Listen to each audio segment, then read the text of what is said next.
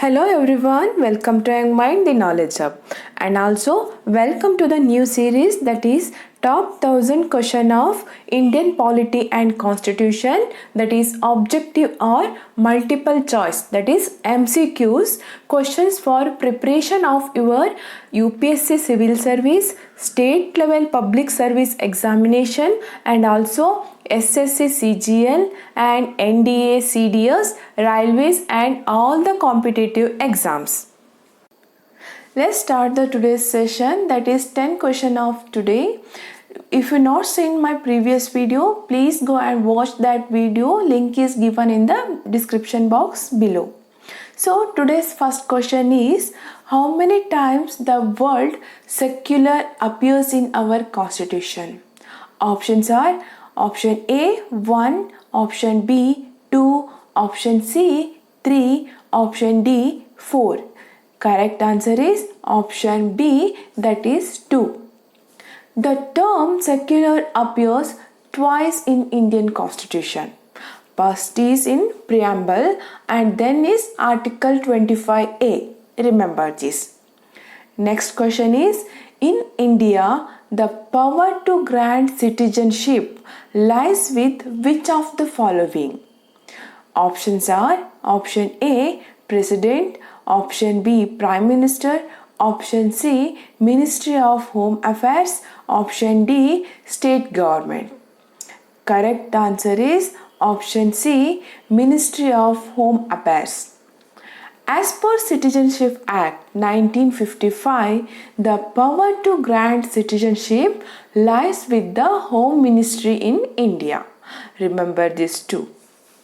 Next question is, who among the following was the chairman of the Special Committee to examine the draft Constitution of India? Options are Dr. B.R. Ambedkar, option B, Sir Alladi Krishnaswamy Iyer, option C, Sardar Patel, option D, Sardar Balwant Singh. Correct answer is option B, Sir Alladi Krishnaswamy Iyer. Sir Alladi Krishnaswamy Iyer was the chairman of Special Committee. Remember, Special Committee to examine the draft Constitution of India. Next question is, Article 20 of the Indian Constitution is an important fundamental right as it provides protection in respect of conviction of offences. Which of the following is not a safeguard under Article 20? Options are option A, ex post facto law, option B, double jeopardy, option C, prohibition against self-incrimination, option D, right to be produced before a magistrate within 24 hours. Correct answer is option D, that is right to be produced before a magistrate within a 24 hours. Note, right to be produced before magistrate within 24 hours is a safeguard against arbitrary arrest and detention provided under Article 22. Next question is, with reference to the scheduled areas, who among the following is empowered to direct that an act of parliament does not apply to scheduled areas? Option A is President of India, option B is Governor of the state, option C is Parliament of India, option D is Legislature of the state. Correct answer is B, Governor of the state. Moving on to the next question, at which among the following times vote or account is passed by Lok Sabha? Options are option A is before general discussion on budget, option B after general discussion, and before discussion on demands for grants, option C is after discussion on demands for grants and before passing the appropriation bill.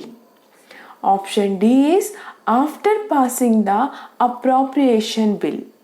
Correct answer is option B, that is after general discussion and before discussion on demands for grants.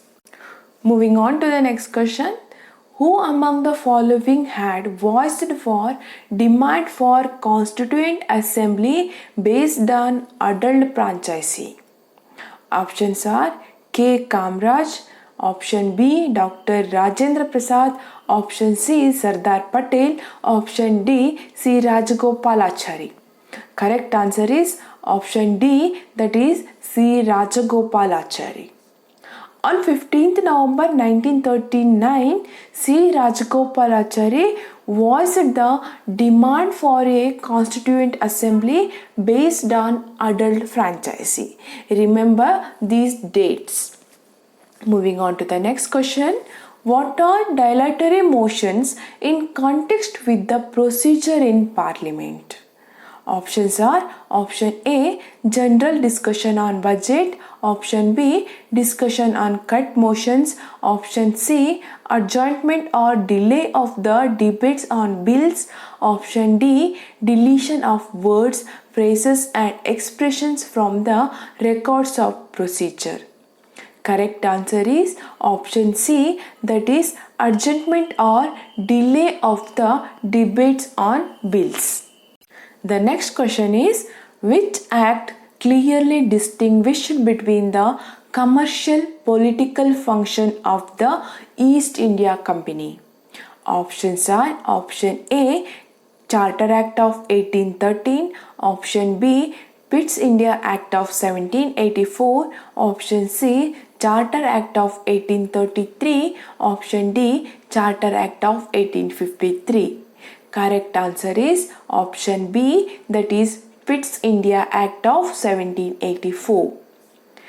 Next question is, the residuary power under the Government of India Act 1935 were given to Secretary of the State, option B, Governor General or Viceroy, option C, Central Legislature, option D, British Monarch.